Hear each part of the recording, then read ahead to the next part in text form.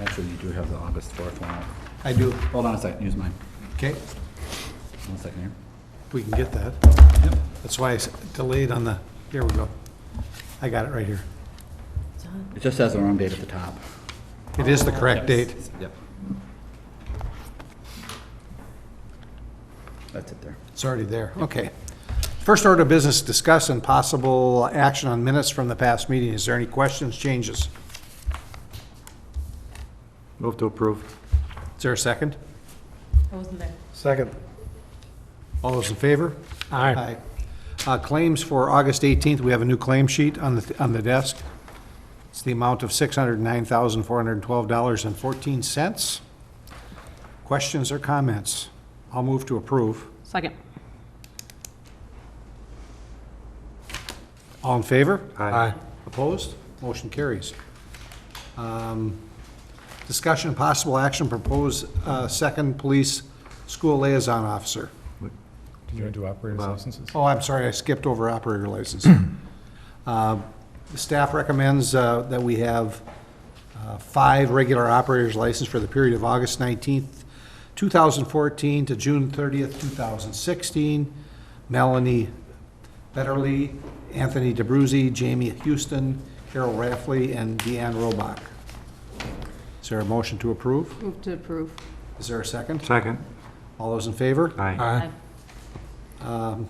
And to approve the issuance of 2 temporary operators license, one to Roger Pelzel for the use at St. Pat's Church Fall Festival, and one to Christopher Mick for the use of the Hudson Community Foundation event. Move to approve. I'll second. Any discussion? All in favor? Aye.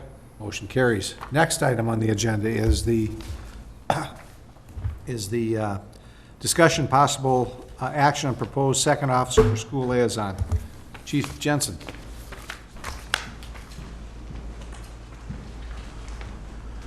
Thank you, Mr. Mayor.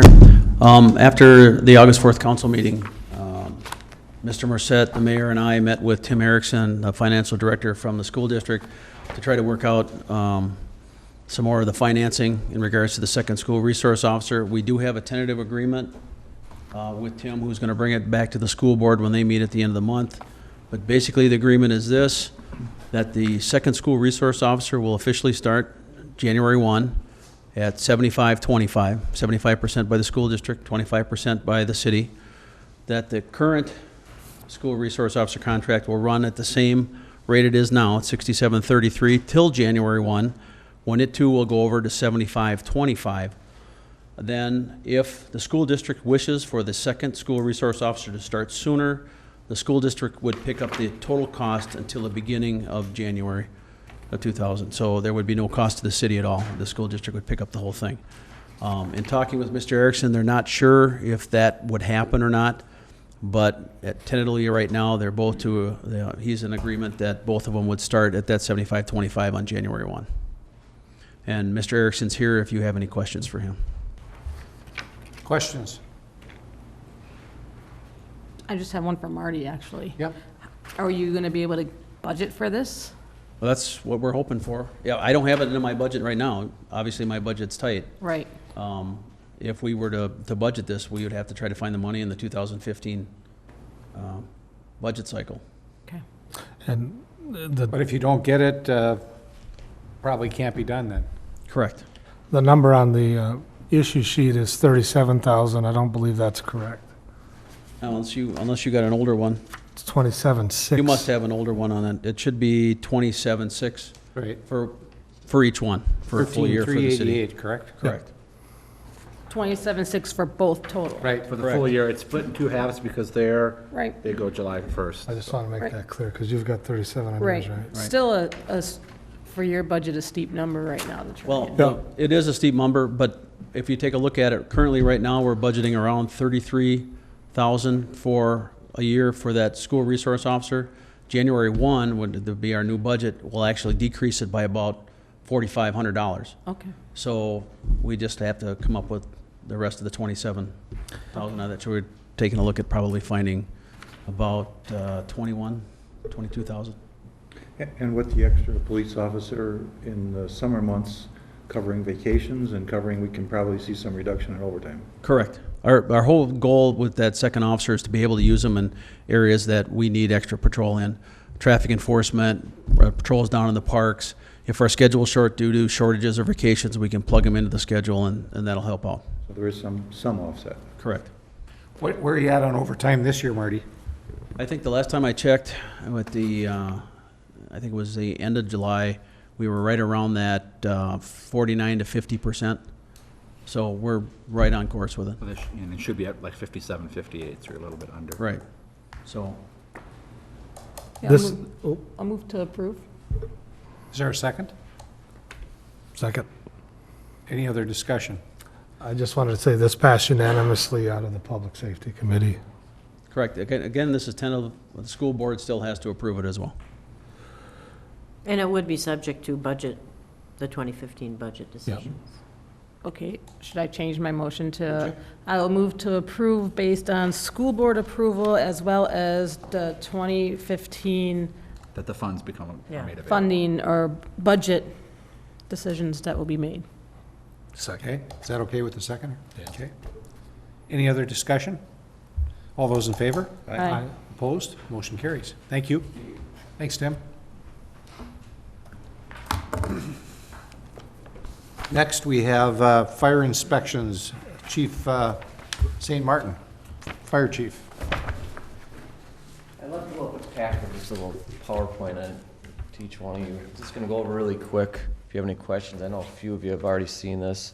Start on the first page is currently the city of Hudson has about 581 paper files. The whole inspection system is just in paper files. Nothing is on the computer right now.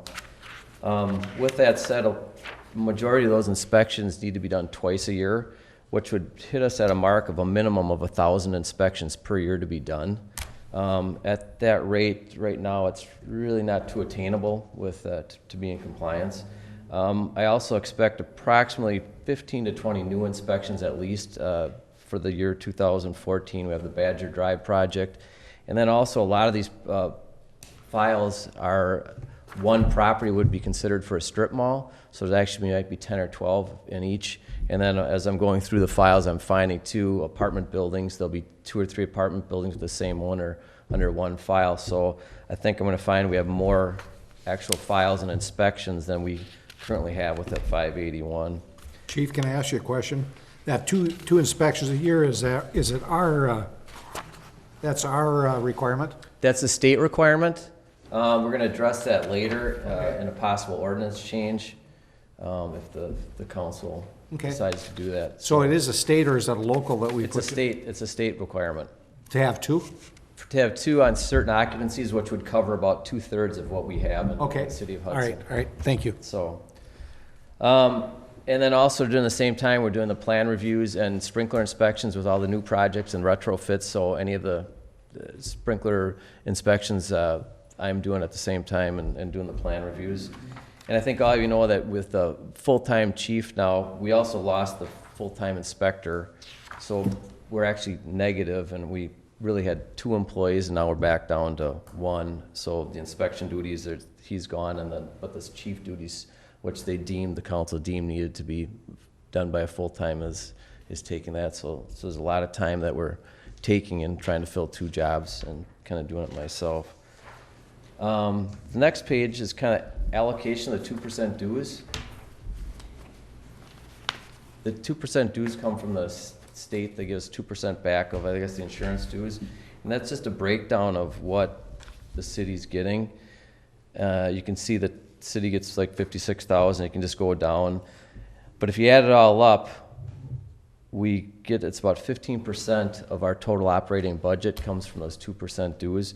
In order to collect those 2% dues, we need to be in compliance with those inspections. So all the buildings that need to be inspected twice a year are getting inspected, and then the ones once a year. So we need to be in compliance for that. If we are not in compliance for 2 consecutive years, we lose that 2% money, and along with us, and then all of our contract cities also. The next page is just a rough idea of the different inspections where they're at within the city. It's kind of a breakdown of how the previous inspector had them. You can see the schools, group home, downtown district, the Plaza 94 area, the township, south of 94, the business park, and then North Hudson. And obviously, we'll continue to grow in some of those areas, in the business park and a few of the other areas. I just did a kind of a quick comparison with River Falls Fire Department, the way they're set up. They're roughly about 600 inspections. They have an assistant chief that's in charge of inspections and plan reviews and sprinkler installs. They have 3 part-time inspectors that do it on a per inspection basis. And they're looking to actually add some more, but that's how they kind of operate at the time. In St. Paul, they typically run about 200 to 300 inspections per inspector, but they also do property code, some of the property code enforcement, so their workload's a little bit more. So to get to the next step as far as implementing this into the computer-driven image trend, which we have the software right now, it's just we have not utilized it. There's some of them that have been working on putting some files in, so I think there's about 80 files in there right now that the past admin person put some in, and then our admins put a few in. So we need to input approximately 500 at least, or there's probably going to be more as we delve into this. And kind of the goal is to bring all these files online so we can get everything into the image trend software. And within this process too, when we do that, we can start initiating the pre-fire planning. It's another part of image trend. It's a multi-use software, so we can get all that, access all that information eventually when we're on the fire runs and that too, that we have in here, from phone numbers to contact people to where the sprinkler system is and everything else. In this process, we'll have to evaluate how we do this, since it is a new process for us. So as we go forward, we're probably going to run into a couple things that we don't anticipate, and we're just going to have to work from there. My goal is work towards compliance. I'd like to be in 100% compliance so we can continue to receive our dues and make sure that we're up to date on all of them. And also my big part of doing this is to educate the property owners. I think the big part of prevention is education and working with them and bringing them forward into compliance if some of them aren't. So, if we can plan on maybe give them some sheets too for checklists for themselves, so they can kind of police themselves a little bit too, or understand where we're coming from and what we exactly need. Also, here's what I kind of just highlighted, discussed with council, the frequency of the inspections. The council, if they so choose, can change that ordinance, such River Falls has, and I include that in the back of your packet, to once a year without going more than not to exceed 15 months. I would be comfortable if the council chose to do that. Of course, it's totally up to you, but I think if we did do that and we were able to maintain our inspections on a yearly basis, River Falls, it seems to work well for them, and they haven't had any issues arise from the not having them twice a year. The other thing is we always have the right to do more inspections than that. If we have problem properties or something that we need to address, we can continue to do them more often.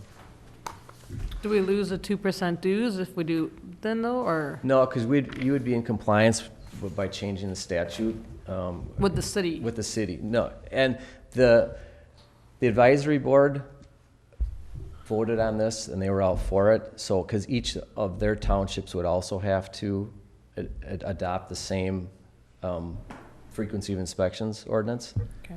So, Public safety also encouraged Chief St. Martin to bring this to finance so we could start the ordinance change if that's what we wanted to do. it's just an option.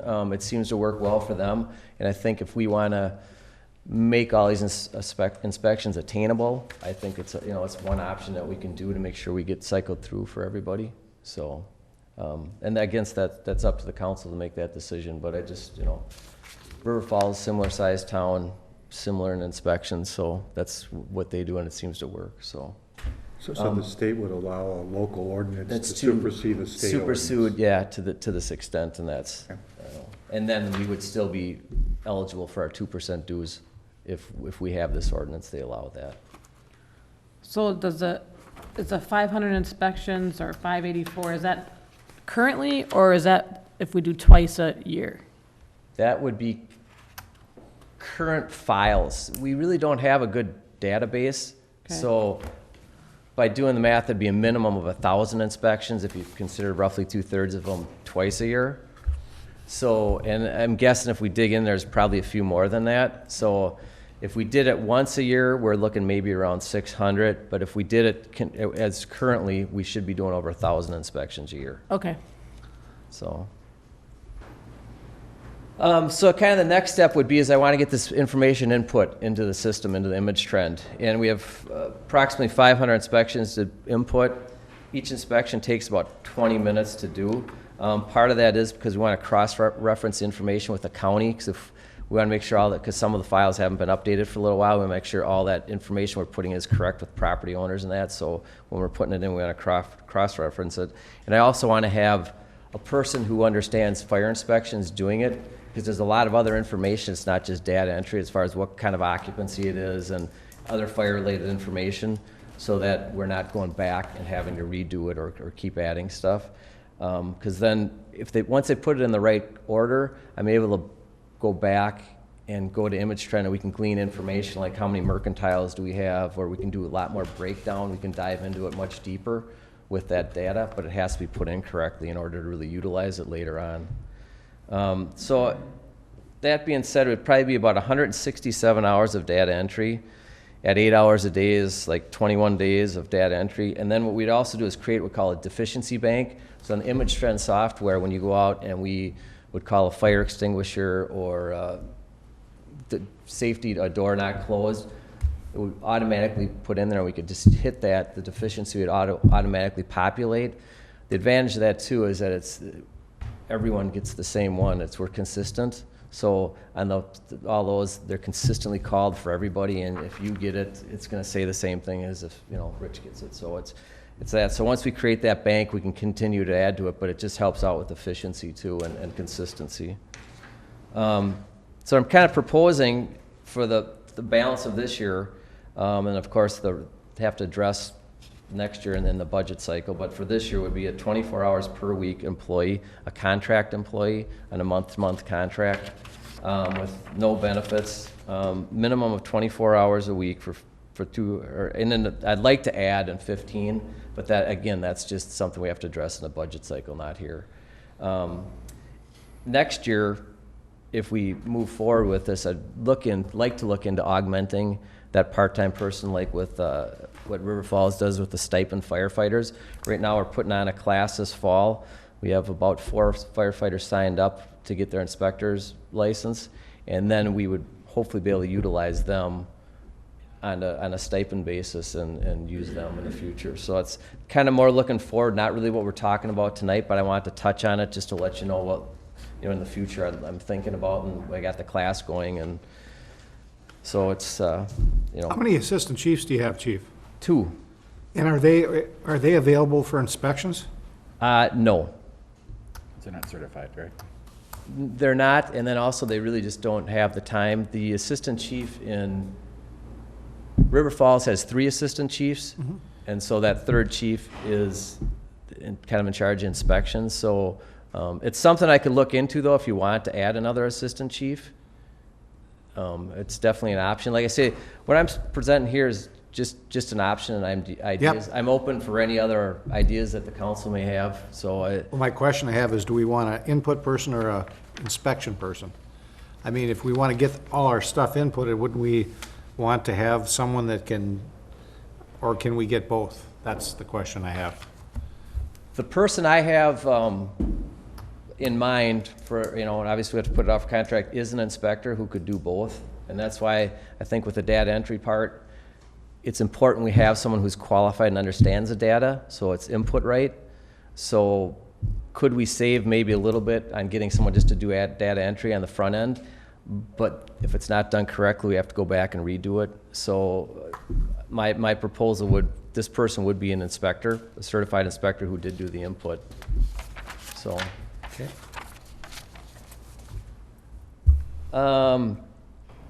The cost would roughly be like $700 a week. I'd ideally like to see him start in September. So the balance of 2014 would be $11,900. I originally had talked to Mr. Darnold about possibly getting some funding from the part-time building inspector position that wasn't filled. And he so graciously worked with me to try and make that happen. In the meantime, I have delved into my budget a little bit more with Chief Fry and figured out that because I started later than originally anticipated, I think I can probably cover the wages pretty safely within my own budget and not have to transfer that money from Mr. Darnold. But I do very much appreciate him offering that. But I think we can do it within our own budget right now for the rest of this year because of the fact, I think but Devin. We were starting, I think we had to start at April 1st. April, and I started in the end of May, so I think I can find the money within my budget to make it happen, so we don't have to transfer funds from another budget, or if we do, it's very, very minimal. Again, the rest of this is kind of a next year, just kind of to throw it out there. Part-time employee would be like roughly 31,000, somewhere around 7,500 for stipend, and then the good thing is the technology costs are going to be relatively low.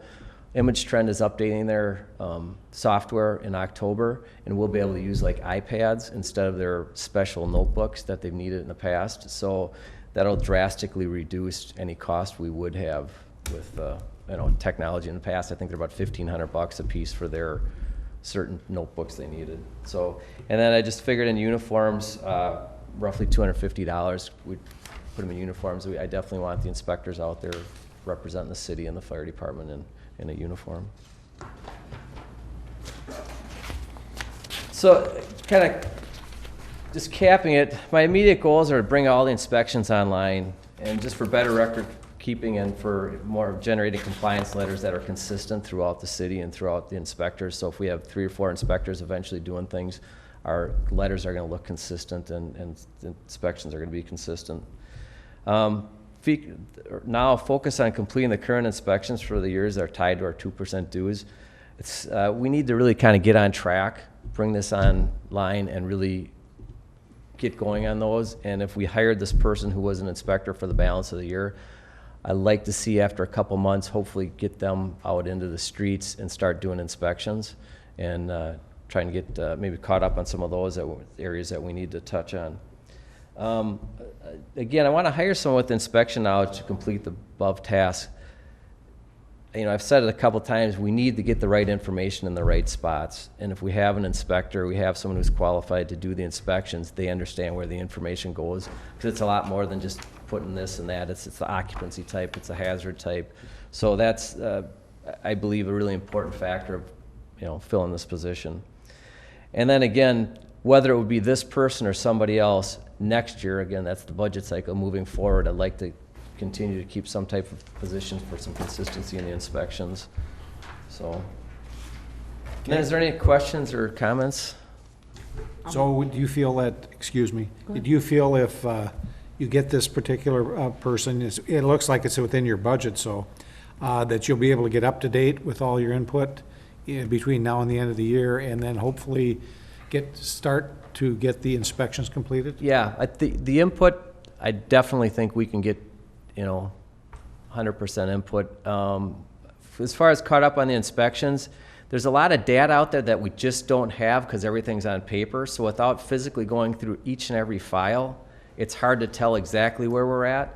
So, I don't want to guarantee that, but I think we can definitely make some headway at it. And, once we get the data input, we can then go through it and see exactly where we're at and what we have and what areas maybe we need to work on or we don't need to work on. So I really don't want to kind of go out on a limb and say all the inspections will be done, but the input I can pretty much guarantee, unless we have some major software issues or something, we should be able to get that all up and running.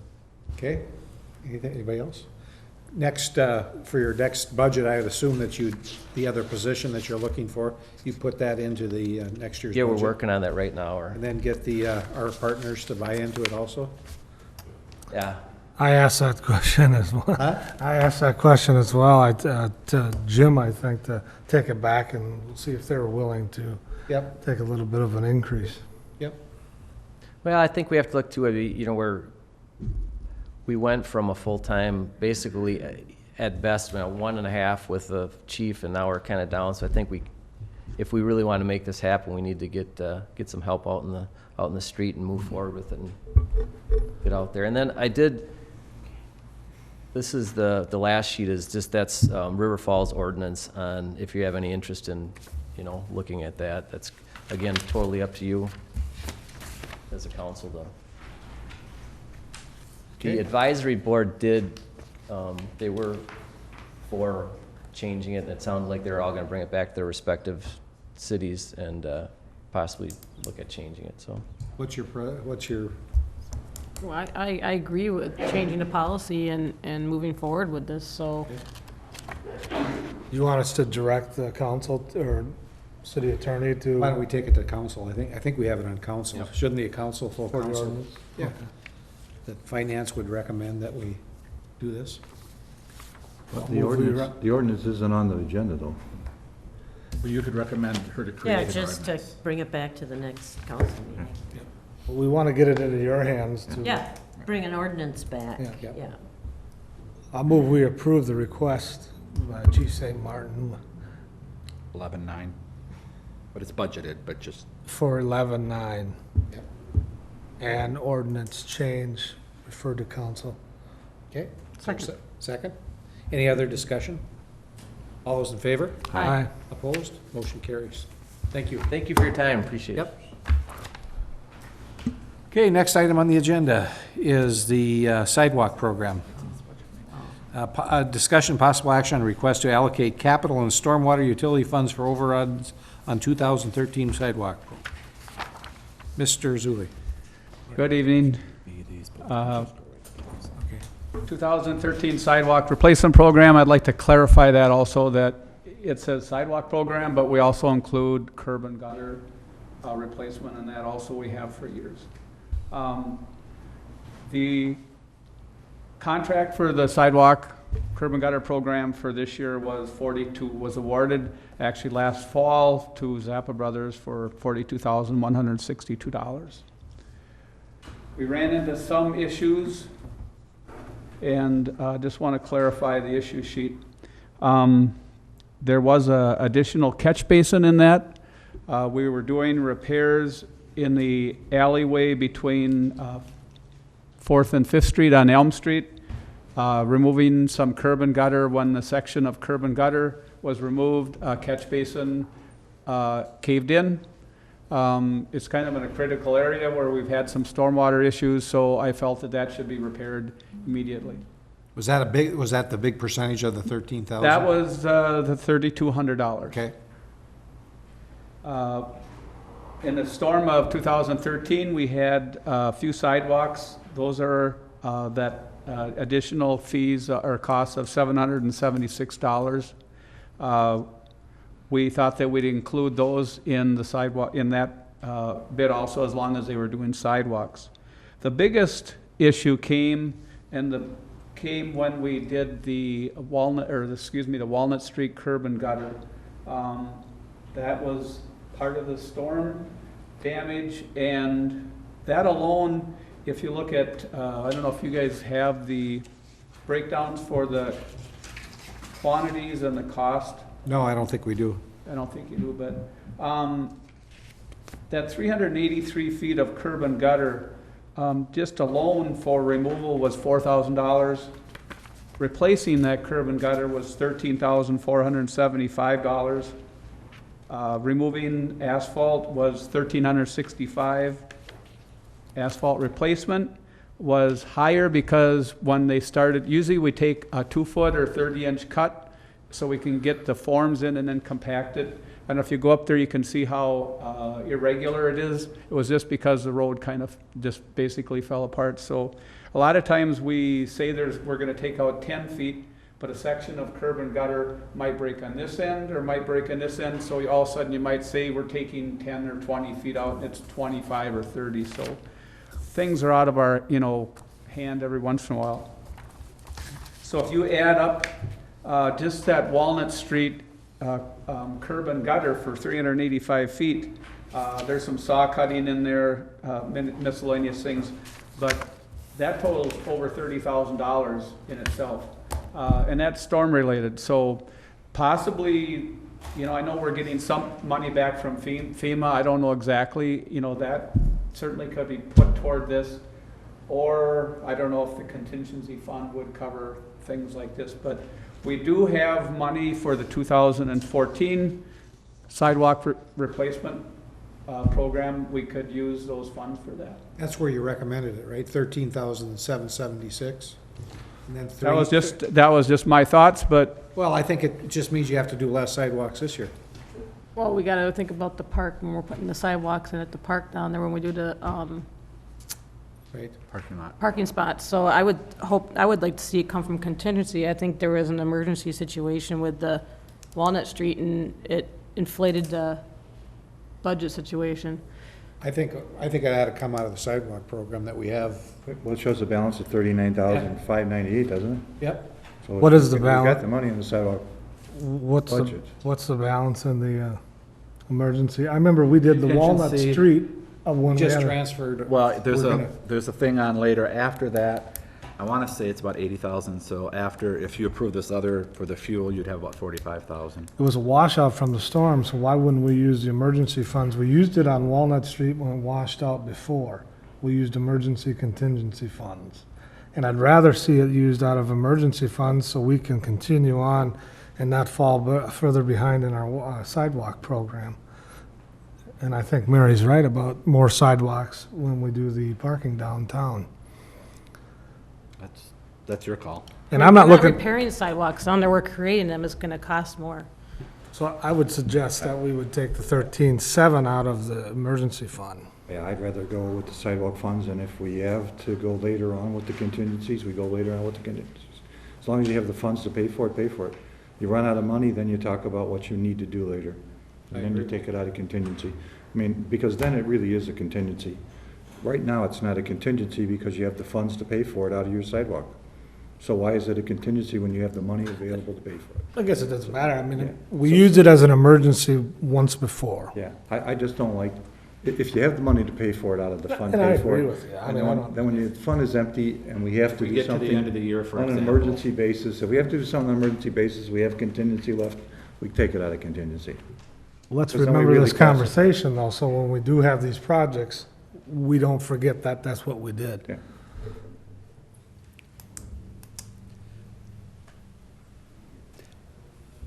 Okay. So I move to pay for this out of the current sidewalk. Where's that fund at? The sidewalk fund? Yep, Sidewalk program? Right. Yeah. And then the With the balance. 32 out of Yeah. the Stormwater. stormwater. Stormwater, yeah. Okay. Is there a That would second? be my motion. I'll second. Discussion.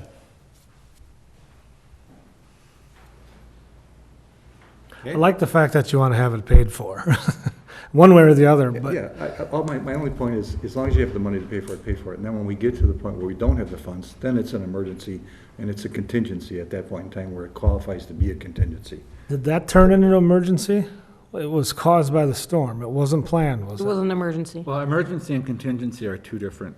Contingency is excess money when you have spent what you thought you were gonna spend, and then something like this comes up.